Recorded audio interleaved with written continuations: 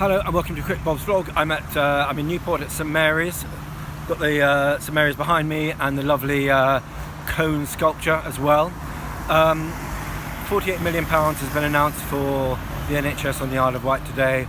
I'm absolutely delighted with the result. It's massive credit to Maggie Oldham, to Vaughan Thomas and the NHS leadership team here who put together a fantastic bid which has been agreed by the Department of Health. About 2 years ago, when I became a Member of Parliament, one of the promises I made was that we would make sure the island gets listened to much more in Westminster and in Whitehall, where political decisions over spending and investment are being made. And I'm delighted that this is another good win for the Isle of Wight. We had the recognition that we're an island by the local government department about 6-7 months ago now. Then over Christmas, we got the investment money guaranteed for Ryde Railway Pier. We're waiting on some other big announcements in the next month or two. Boris has agreed in principle an island deal. We're going to work on the details of that. And then we've got this money, the 48 million today. So it's really good. The money is going to go to helping the emergency department because there's going to be a slight rebuild of the emergency department.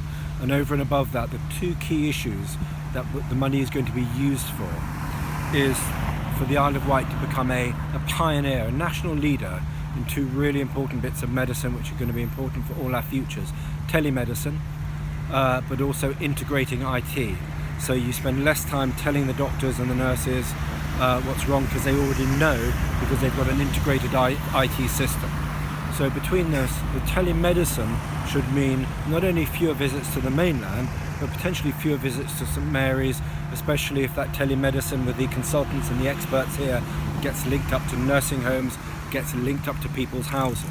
And this isn't just about having a doctor at the end of a telephone, but it's having a whole communication system.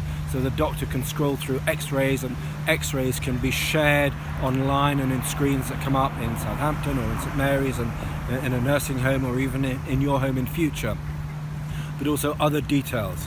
So it's about a really advanced communication system and a very high quality system that means that there are going to be fewer patient journeys and more can be done by talking down the line with people.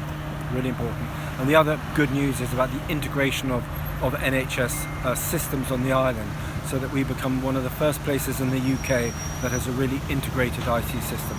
Again, it's not the sort of thing that people necessarily get excited about, but it is really important, the quality of care that's provided to people, and it's really good news as well for NHS staff because it gives them a better working environment and a more efficient working environment that means that they can do the jobs which they love doing, which is about providing healthcare and treating people and making people better.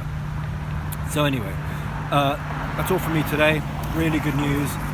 Thank you to the fantastic NHS staff on the Isle of Wight. Thank you to the NHS leadership team for this brilliant bid. And it's another good win for the island, and long may that continue.